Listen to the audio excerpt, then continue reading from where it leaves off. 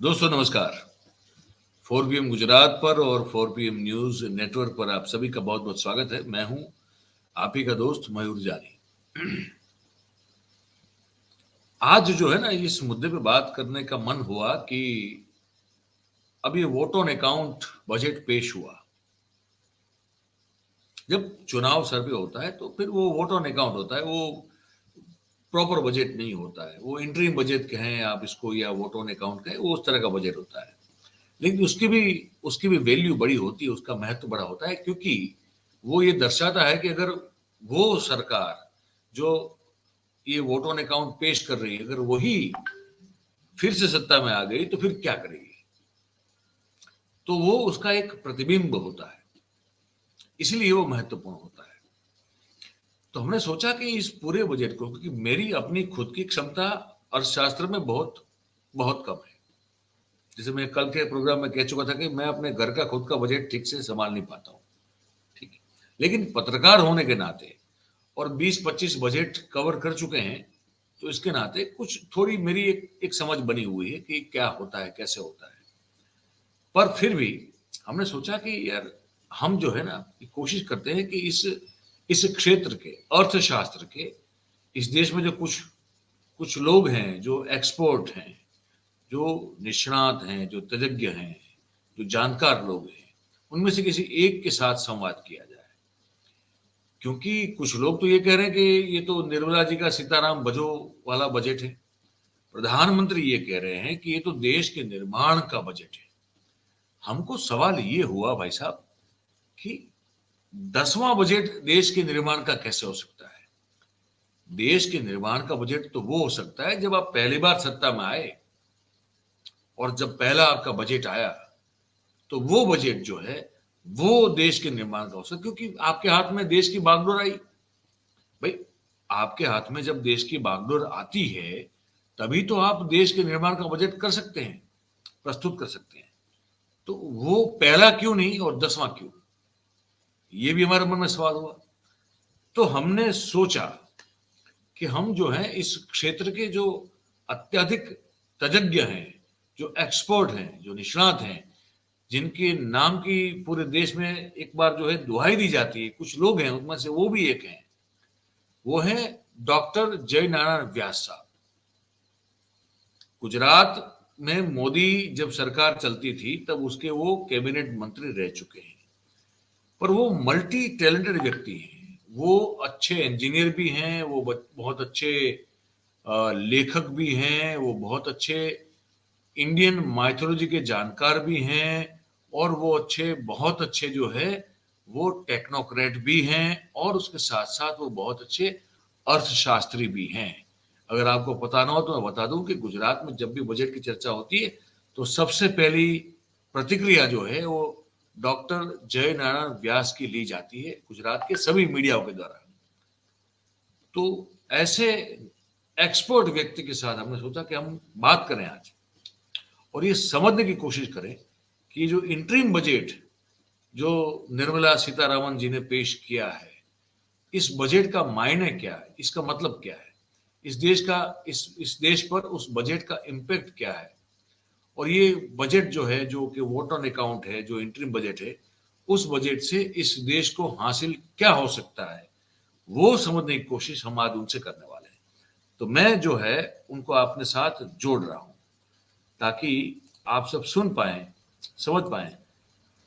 तो डॉक्टर जयनारायण व्यास साहब हैं। मैं उनको बहुत सम्मान के साथ जो है उनका आदर करते हुए उनको स्वागत कर रहा हूं उनका। व्यास साहब, आपका बहुत बहुत स्वागत है 4PM पर। धन्यवाद। अब तो मैंने वो प्रस्तावना में आपने सुना होगा पूरा, तो मैं जी। उसको रिपीट कर रहा हूँ। अब सर, अब दर्शकों ये बता दीजिए, आप ही के लिए खुला मैदान अब है। ये जो बजट पेश हुआ, वोट ऑन अकाउंट कहें या इंटरिम कहें, इससे इस देश को क्या समझना चाहिए, क्या संदेश आ रहा है इस बजट से? अगर आप ये कह दें तो बड़ी मेहरबानी हो जाएगी। मयूर भाई, पहले हम समझ ले कि ये वोट ऑन अकाउंट होता किस लिए है। जी। जब आपका फाइनेंशियल ईयर खत्म हो जाए, नया फाइनेंशियल ईयर शुरू हो जाए, आपका बजट पार्लियामेंट में पसार नहीं हुआ हो, तब पार्लियामेंट की मंजूरी के बिना आप कोई खर्चा नहीं कर सकते। जी। और खर्चा नहीं कर सकते उसका मतलब कि सरकारी कर्मचारियों के पगार भी नहीं दे सकते हैं। तो अच्छा। ये जो कंपल्सरी खर्चे हैं, जो ये 3-4 महीने दरमियान सरकार चलाने के लिए करने पड़ेंगे, सिर्फ उतना ही ये वोट ऑन अकाउंट्स में होता है। इससे अलावा कोई बजट रिलेटेड कोई चीज होती नहीं है। ये सब गलत फहमियां खड़ी की गई है। वैसे जी। गलत फहमी को पहले दूर कर दे। ये वोट ऑन अकाउंट ही है।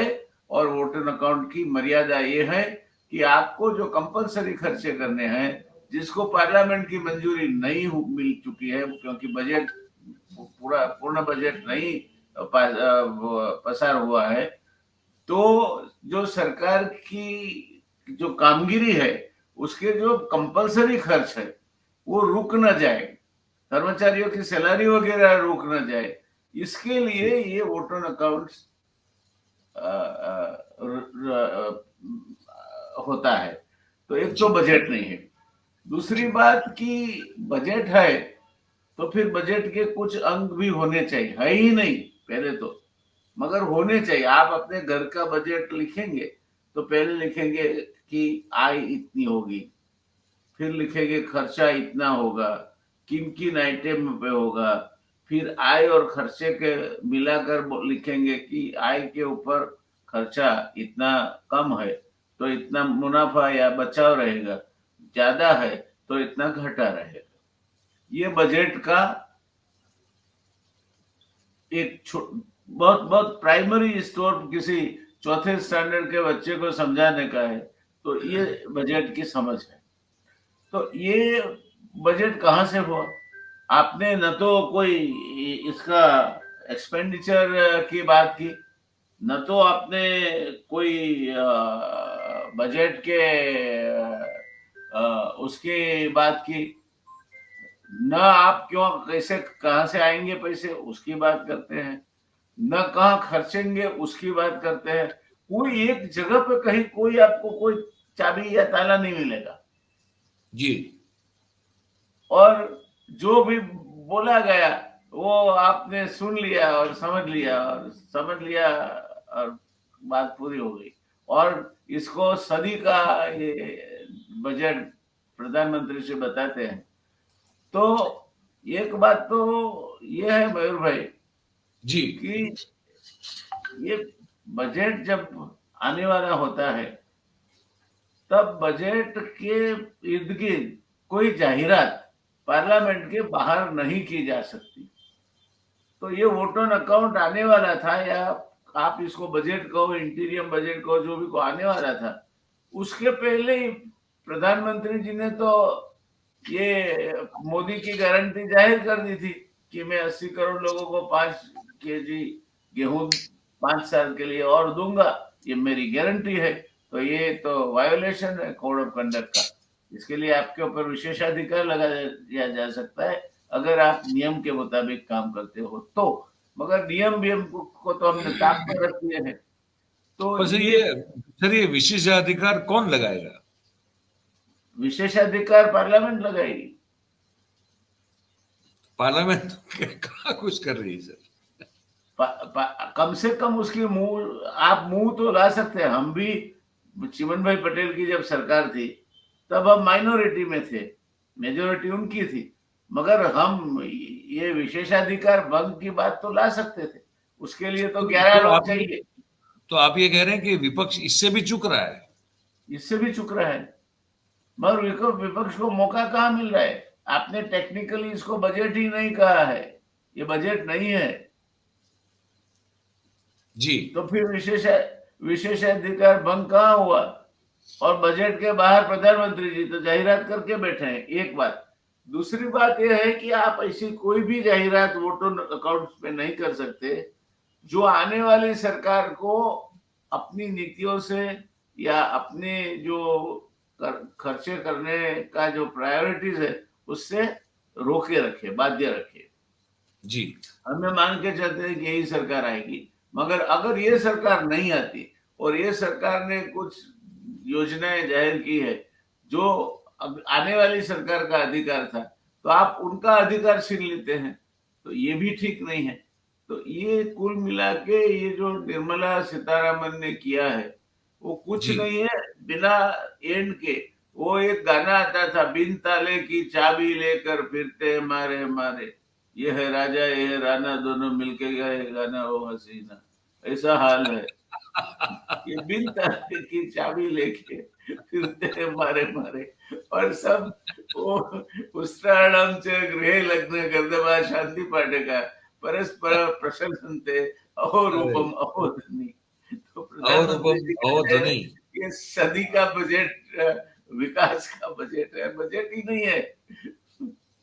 तो मतलब आप कि अब आपने जो शब्द का जो एक फ्रेज का इस्तेमाल किया, अहो रूपम अहो ध्वनि, जी इसकी इसका अर्थ हमको दर्शकों को समझाना पड़ेगा कि नहीं ये सर, ये अहो रूपम संस्कृत का अहो ध्वनि श्लोक क्या था। है। इसका एक मतलब गधा, ये है एक गधा जो है, एक गधा। कि ऊंट के घर पे शादी है, उस्राडम च गृहे लग्न गर्दभा शांति पाठक, शांति पाठ गधे कर रहे हैं।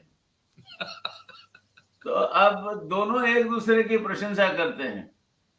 भरगव बोलता है ऊंट को अहो रूपम, अरे क्या रूप है आपका। क्या रूप है और ऊंट बोलता है उसको अहो ध्वनि, गधे को। अरे आपकी आवाज क्या तो क्या ध्वनि है। है। तो उसका नाम से गृह लग्न गर्दभा शांति पाठका परस्पर प्रशंसते अहो रूपम अहो ध्वनि। अहो ध्वनि। ये फिर उसके बाद फिर ये अहो रूपम अहो ध्वनि शुरू हो जाता है। प्रधानमंत्री जी कहते हैं तो सदी का विकास का बजट है, बजट ही नहीं है तो कहाँ है। उसका मतलब मतलब मुझे ये हुआ सर कि आप आपसे ये मिठाई समझना है में कि प्रधानमंत्री ने कह दिया कि देश के निर्माण का बजट है ये वो है तो वोट ऑन अकाउंट जो आप कह अगर रहे हैं। ये तो मयूर भाई अगर निर्माण का बजट है तो चूंकि ये बजट नहीं है इसीलिए देश का निर्माण भी नहीं होगा। वो जी। एक आज हम कहावतों से चलते चलते बातें करते रहते हैं। तो एक हम्म, कहावत ये भी है कि लश्कर का भेद पाया कि आगे से गद्दा आया। तो जी।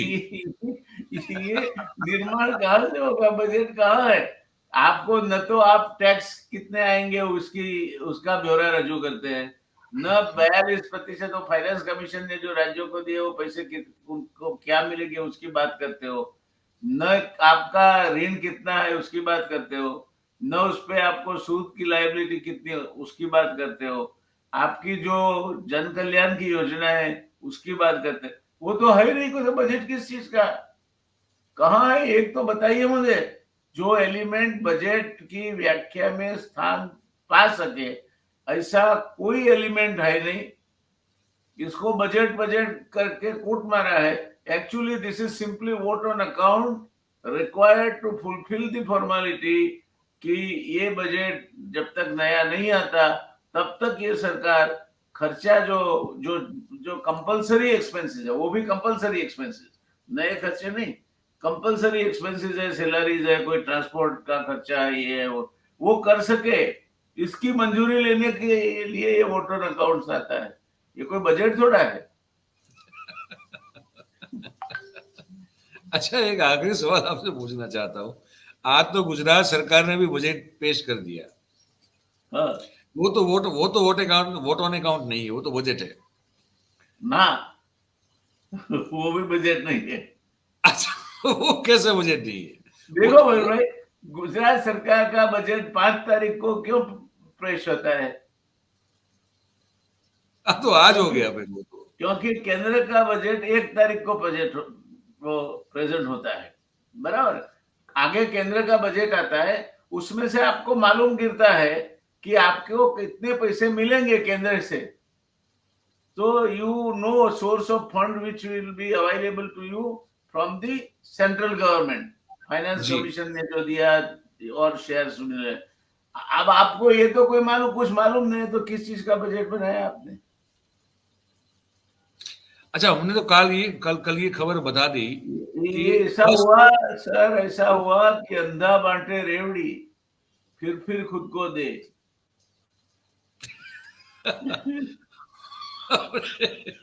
हमने कल ये बताया था अपने एक प्रोग्राम में कि इस देश की जो डबल इंजन सरकार की बात होती है, double engine, double engine, double engine, बिल्कुल डबल इंजन। तो इस डबल इंजन सरकार में 10 ऐसी बड़ी योजनाएं हैं जिसकी केंद्र से इस राज्य को, हमारे गुजरात को तो पैसे मिले नहीं है। 10 बड़ी योजनाएं। देखिए, पहले राज्य होता था, फिर सूबा होता था। जैसे औरंगजेब गुजरात का सूबा था एक जमाने में, हाँ, एक जमाने में बराबर। था। था। अभी वही व्यवस्था अलग रूप से कायम है। सरकार में एक अधिकारी है, इनको 11वीं बार एक्सटेंशन मिला है। मिला, बिल्कुल सर, वो बिल्कुल मिला। आउट होता ही नहीं है। पेवेलियन में जाता है, फिर से अपने फलालिन के कपड़े पहनता है सफेद, वापिस वो अपने बैटिंग करने चला आता है। बैटिंग ही करता है, बॉलिंग करता ही नहीं पूरा अच्छा, 11 सवाल 11 सवाल ये भी बनता है कि यही क्यों? ये अफसर ही क्यों? वो हो सकता है कि उनकी बैटिंग अच्छी होगी। क्योंकि डॉन ब्रेडमैन ने कहा है कि one should quit anything, any job, when people ask you why rather than when. मतलब वो तो बहुत बड़ा एग्जाम्पल है सर, क्योंकि अगर वो चाहता, वो आदमी तो 100 की एवरेज पा सकता था एक इनिंग के बाद, ओनली वन इनिंग। वो 99 की एवरेज पे आउट हुआ आदमी, रिटायरमेंट ले लिया उसने। हाँ, वो आदमी चाहता तो 100 कर सकता है एवरेज, जो न बिल्कुल। भूतो न भविष्य ही और होती। भी और भी खेल सकता था। बिल्कुल। अरे जसू पटेल, आप वहां तक क्यों जाते हो? कानपुर में ऐतिहासिक जीत हुई भारत की ऑस्ट्रेलिया के अपना सामने, अपना हमारा ऑफ उसका स्पिनर थे। आर्किटेक्ट जसू पटेल था। बिल्कुल। वो जसू पटेल उसके बाद एक ही टेस्ट मुंबई की खेला और रिटायरमेंट डिक्लेयर कर दिया उसने। कर दिया उसने। बिल्कुल। बिल्कुल। ये रिटायर होने का तरीका है। Retire when you are at the peak of the glory. अब ये सज्जन 11-12 से 11 टाइम कपड़े बदल के आ जाते हैं बैटिंग करने के लिए, करते हम रहते लोग, हैं। मैं बता दूं दर्शकों को, हम लोग बात कर रहे हैं के कैलाश नाथन की। हाँ, वो कैलाश नाथन की बात कर रहा हूं मैं। हाँ, तो हम अभी दर्शकों को बता दें, उनको मतलब वो। हाँ, 11वीं, इनको 11वीं बार एक्सटेंशन मिला है। मुझे दया आती है इस राज्य के आईएएस अफसरों के कैलिबर की, कि उनमें से एक भी इनको रिप्लेस करने के लायक नहीं निकला। लायक नहीं है। एक भी नहीं है। और एक दूसरे सज्जन है, सुबह में ऑफिस आए, दही और शक्कर खा के आए होंगे, तो आते ही उनको प्रमोशन मिल गया सेक्रेटरी से प्रिंसिपल सेक्रेटरी का। जी। फिर दोपहर हुई होते होते उनको प्रिंसिपल सेक्रेटरी से एडिशनल चीफ सेक्रेटरी का प्रमोशन मिल गया। मिल गया, बिल्कुल बिल्कुल। और फिर कहीं वो रेलवे व्यवस्था में इनको एमडी बना दिया, और आज वो मुख्यमंत्री के सलाहकार हैं। नाम तो बता दे सर वो इसका अभी। नाम बता दे। हमारा कमनसीब ये रहा कि हम भी सिविल इंजीनियर हैं, तो पीडब्ल्यूडी वालों से हमारी नोकझोंक चलती रहती है।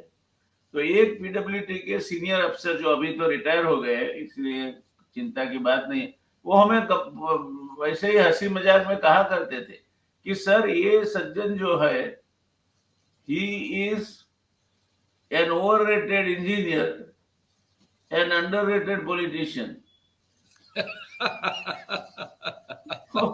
अब वो सच कर रहे हैं कि कहा था उन्होंने, वो साबित हो रहा है। इनका वैसे वो नाम सिख बता है, दे। इनका वो नाम सिख बता है, दे और दर्शकों को, सबसे दर्शकों ज्यादा का नाम बता दे। वो हमारे एस राठौड़ साहब है।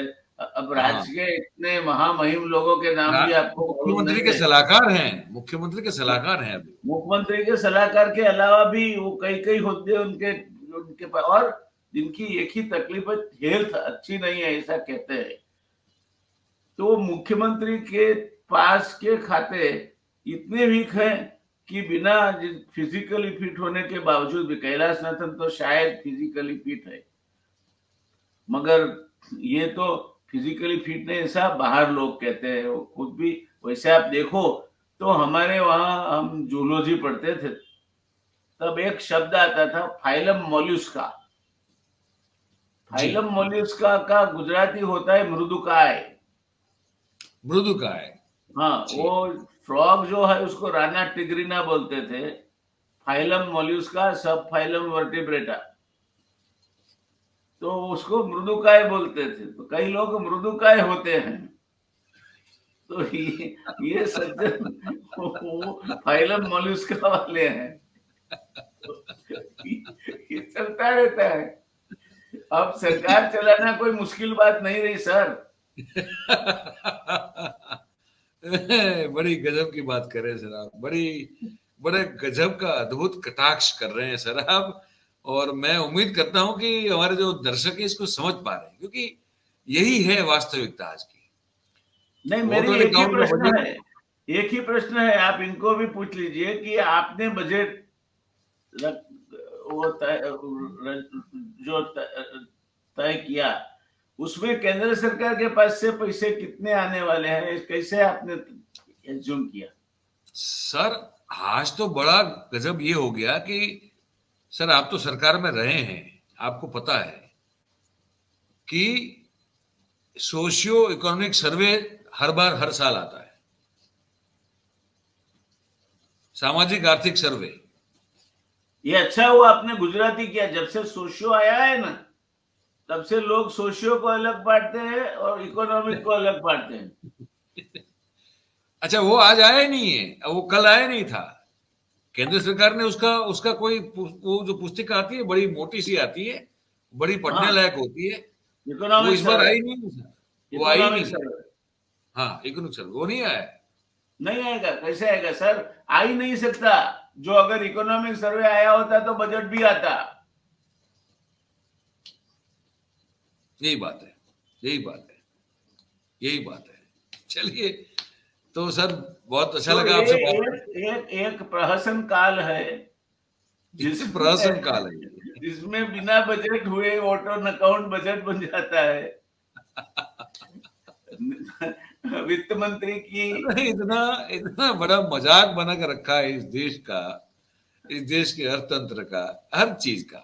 वो शशि थरूर कल कह रहे थे कि सर सेहत के अकाउंट। लिए अच्छा है, सेहत के लिए अच्छा, अच्छा है। आप हंसते नहीं, रहो, मजाक झेलते रहो, सेहत के लिए अच्छा है सर। शशि थरूर कल ये कह रहे थे कि इवन वोट ऑन अकाउंट मामले में भी इससे छोटा प्रवचन किसी वित्त मंत्री ने दिया नहीं है आज तक। तो आपको कोई तकलीफ है क्या? नहीं, हम तो समझना चाहते हैं कि क्यों नहीं दिया, क्यों वहां ऐसा जो हुआ। लोग इन ड्यू कंसिडरेशन, और रेलवे में एक नोटिस लगते हैं हर डिब्बे में, as a consideration towards fellow passengers, please do not smoke. तो इसमें भी as a consideration towards fellow passengers, please speak less.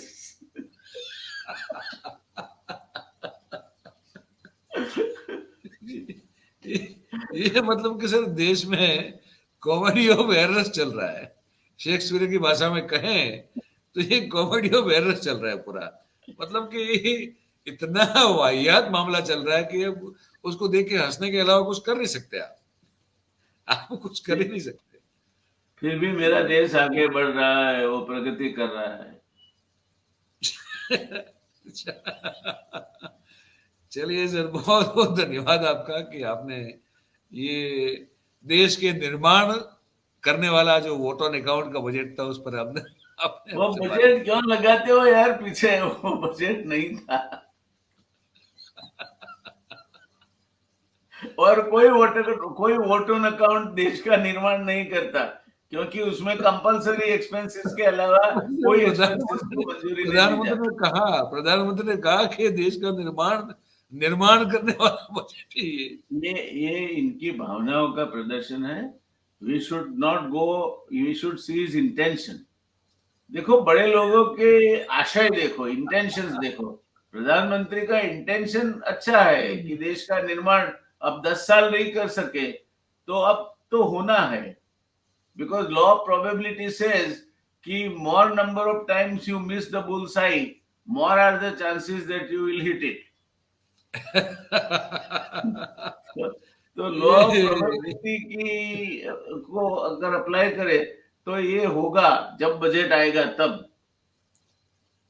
Vote on account से देश का निर्माण आज तक किसी देश में नहीं हुआ। लेकिन ये कह रहे हो रहा है ये। ये भारत में ये नया संशोधन होगा और मे भी आने वाले समय में इसके लिए नया नोबेल पारितोषिक वगैरह की भी जोगवाई हो कि वोटर अकाउंट से भी, जिसमें एक पैसा आपको ऐसा नहीं मिलता जो आपका कंपलसरी एक्सपेंडिचर नहीं है, तो फिर निर्माण कैसे करोगे? हमने बोल दिया तो क्या करें? नहीं, मान लो, हम तो हम बिलीवर्स में आते हैं, बोला तो मानने का। बोला तो मानने का। हाँ, चलिए, राजा बोला रात है, रानी बोली रात है, मंत्री बोला रात है, संतरी बोला रात है, तंत्री बोला रात है, जंत्री बोला रात है। ये सुबह सुबह की बात है सर।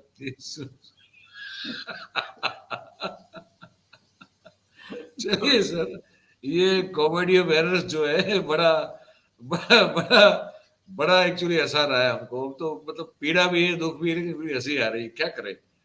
लेकिन नहीं, ठीक है पीड़ा नहीं, आपने। आपको खुश होना चाहिए। देखिए, आपको खुश होना चाहिए, क्योंकि न तो इसमें कितनी महंगाई बढ़ेगी उसका कोई अंदाज है, नहीं, कुछ नहीं। कोई भी बात नहीं है। न तो आपका फिस्कल डेफिसिट एक्चुअल कितनी रहेगी उसकी कोई बात है, कोई बात न नहीं। तो कोई नए टैक्सीज वगैरह की बात है, बात न नहीं। तो और कोई नुकसानकारक बात है। यानी ये जो वोटर अकाउंट्स है वो इतना आरोग्यप्रद है कि उससे सिर्फ न सिर्फ आपका आरोग्य बढ़ सकता है और कुछ नहीं हो सकता। चलिए सर, बहुत बहुत धन्यवाद। आपने इतनी इतना हमने वो ढाढ़स बंधाई हमको, इतना हमको जो है और हमारे दर्शकों को इतना एक तरह से आश्वस्त किया कि इससे वैसे कुछ नुकसान नहीं है। हाँ, वही फायदा है। वही फायदा है, यस, जो नुकसान नहीं है वही फायदा है। वही चलिए फायदा। तो वही फायदा। बहुत थिंक बहुत धन्यवाद पॉजिटिवली आपका। बहुत सर, बहुत थिंक धन्यवाद आपका। पॉजिटिवली। बहुत बहुत धन्यवाद सर आपका कि आपने कम से कम इतना तो हमको आश्वस्त कर दिया। तो बहुत बहुत धन्यवाद करते हैं आपका सर कि आपने वक्त निकाला और हमसे बातचीत की, हमारे दर्शकों से बातचीत की। तो ऐसे ही आपसे मिलते रहेंगे और हमको तो हम कोशिश कर रहे हैं कि एक शेड्यूल कर दें कि आपके साथ हर हफ्ते कम से कम एक बार बातचीत हो जाए। वो इसलिए क्योंकि वो ज़रूरी है, क्योंकि आपके पास जो अनुभव का एक, आपके ज्ञान का, आपके अनुभव का एक जो एक भंडार पड़ा हुआ है, उस भंडार से, उस पिटारे से हमको हमारे दर्शकों तक बहुत सारी बातें पहुंचानी है। तो वो हम शेड्यूल कर चैनल रहे है, हैं। तो आपको कैलाश नाथन का डीएनए स्टॉक करवाना चाहिए, ताकि आगे चल के अगर क्लोनिंग करके दूसरा कैलाश नाथन अगर रहे न रहे, हम चाहे वो 1000 साल जिए, मगर रहे न रहे तो दूसरा कैलाश नाथन बन सके उसमें। वो कटाक्ष में समझ रहा हूँ आपकी बात, लेकिन हमको तो आपसे बात करने में रुचि है। मुझे अच्छा, पता है कि कैलाश नाथन साहब से बात करने में हमको कुछ मिलने वाला है नहीं। कैलाश नाथन साहब बेचारे जो हैं वो चिट्ठी के चाकर हैं, वो अपनी मर्यादाओं में जीते हैं। मेरी जान पहचान है उनसे। अच्छा, पर आपके दोस्त है तो फिर मैं क्षमा याचना कर लेता नहीं हूँ नहीं, मेरे आपकी। दोस्त नहीं, मेरे दोस्त नहीं है, पर मेरी जान पहचान है उनसे, क्योंकि पत्रकार होने के नाते संबंध होते हैं बातचीत करने के। तो उसी तरह से है, जैसे कि सी आर पाटिल से भी हैं, जैसे विजय रूपाणी के साथ भी थे। सर, आपसे घबरा के चलना पड़ेगा अब तो। अरे गुरु, आप जानते हैं, आप तो मुझे अच्छे से जानते हैं, आपको पता है कि मैं तो सिर्फ पत्रकार हूँ और कुछ नहीं जान पहचान हो, जीना आसान हो, दिल को हूँ। चुराने नहीं वाले नहीं, आंख न चुराओ, जान पहचान से जानते सर जीना मुश्किल होता है मेरे जैसे लोगों का, आप जानते हैं। तो वो वो मुश्किल कर देती है चीजों को, आसान नहीं करती मेरे जैसे लोगों के लिए। पर ठीक है, इस क्षेत्र कोई में है बात तो। नहीं। Thank you sir, thank you, thank जय हिंद। जय हिंद सर, जय हिंद, जय Hind, thank you, thank you. तो दोस्तों, ये एक बातचीत थी। बातचीत ये थी कि व्यास साहब से हम समझना चाहते थे कि ये जो वोट ऑन अकाउंट का बजट है, ये जो इंटरिम बजट है, क्या जो प्रधानमंत्री कह रहे हैं कि ये देश के निर्माण का बजट है, क्या ये हो सकता है? क्या किसी भी हिसाब से हो सकता है क्या? तो व्यास साहब क्योंकि बहुत बड़े अर्थशास्त्री हैं, वो कह रहे हैं कि इससे बड़ा कोई मजाक इस देश के साथ हो नहीं सकता है। इसमें सिर्फ खर्चे हैं, चुनाव संपन्न होने तक जो जो महत्वपूर्ण खर्चे हैं जो करने चाहिए इस सरकार को, उसी का प्रावधान होता है और कुछ नहीं होता है। तो अगर आप इस किसी भ्रम में जी रहे हैं कि ये देश का निर्माण का बजट है, तो उससे आप बाहर निकल के आ जाइए, धरातल पर आ जाइए, जमीन पर आ जाइए। बस यही हमको आपको बताना था। ये बातचीत सुन के आपको कैसा लगा, ये आप हमको लिख के कमेंट बॉक्स में जरूर से बताइए। और बात अगर आपको हमारी अच्छी लगी हो, सच्ची लगी हो, पसंद आई हो, सही लगी हो, फिर उसके बाद अगर आप इस वीडियो को लाइक करेंगे तो हमको बड़ा अच्छा लगेगा। और इस बातचीत की लिंक जो है इस वीडियो की, इसको आप जितना शेयर कर दें, क्योंकि ये भी समझना जरूरी है इस देश की जनता को कि ये निर्माण का बजट नहीं है, ये सिर्फ वोट ऑन अकाउंट है। अगर ये आप पहुंचाना चाहते हैं देश के लोगों तक, तो इसको हो सके उतना शेयर कर दीजिए। और हमारा जो चैनल है 4PM गुजरात और हमारा जो 4PM न्यूज नेटवर्क है, उसको आप सब्सक्राइब करें और अपने आसपास के लोगों से करवाएं। ये आपसे विनती है, हमेशा करता हूं, आज भी कर रहा हूं। और बहुत बहुत धन्यवाद करता हूं आप सभी का जो इस कार्यक्रम में हमारे साथ जुड़े। थैंक यू वेरी मच, बहुत बहुत धन्यवाद। थैंक यू वेरी मच, नमस्कार।